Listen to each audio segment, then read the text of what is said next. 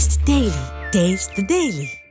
திராவிட முன்னேற்ற கழகத்திற்கு விழுகிற 4 வாக்குகளில் 1 வாக்கு சிறுத்தைகளின் வாக்காக இருக்கும். 100 வாக்குகளில் 25 வாக்குகள் சிறுத்தைகளின் வாக்குகளாக இருக்கும்.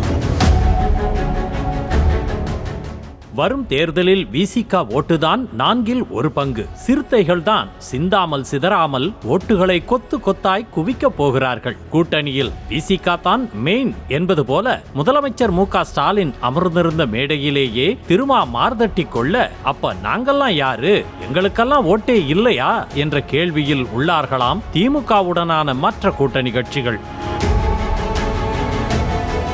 திமுக கூட்டணியில் காங்கிரஸ், இந்திய கம்யூனிஸ்ட், மார்க்சிஸ்ட் கம்யூனிஸ்ட், இந்திய யூனியன் முஸ்லீம் லீக், தமிழக வாழ்வுரிமை கட்சி, மனிதநேய மக்கள் கட்சி, கொங்கு நாடு மக்கள் தேசிய கட்சி என 10க்கும் மேற்பட்ட கட்சிகள் இருந்தாலும் விடுதலை சிறுத்தைகள் கட்சி தவிர்க்க முடியாத ஒரு கட்சியாக உள்ளது. கடந்த 2016ஆம் ஆண்டு மக்கள் நல கூட்டணியுடனான தோல்விக்கு பிறகு திமுகவுடன் தொடர்ச்சியாக அங்கம் வகிக்கிறது விடுதலை சிறுத்தைகள் கட்சி. அப்படி பார்த்தால் 2017ஆம் ஆண்டு முதல் தற்போது வரை கிட்டத்தட்ட 8 ஆண்டுகளாக இந்த கூட்டணி தொடர்ந்து கொண்டேதான் இருக்கிறது.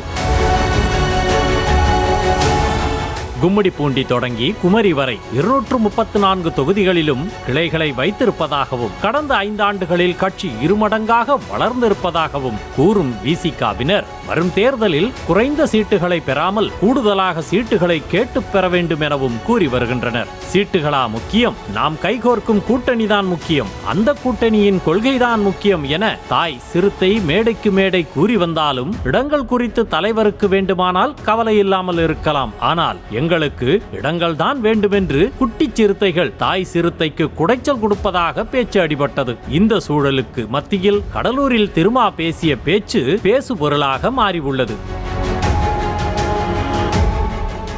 சிதம்பரம் லால்புரத்தில் நடைபெற்ற இளைய பெருமாள் சிலை திறப்பு விழாவில் கலந்து கொண்டார் திருமா. மேடையில் பேசிய அவர், திமுக கூட்டணிக்கு விழப்போகின்ற வாக்குகளில் 4 1 ஓட்டு விசிக உடையதாக இருக்கும். அதாவது 100 ஓட்டுகள் திமுகவிற்கு விழுகிறது என்றால் அதில் 25 ஓட்டுகள் விசிகவின் ஓட்டாக இருக்கும் என சந்தடி சாக்கில் முழங்கினார். 4 1 ஓட்டு விசிக உடையது என்றால் மீதமுள்ள 3 ஓட்டுகளில் திமுக கூட்டணியில் உள்ள மற்ற கட்சிகளின் ஓட்டுகள் தான் எத்தனை என்ற விவாத பொருளை கிளப்பி விட்டுள்ளது.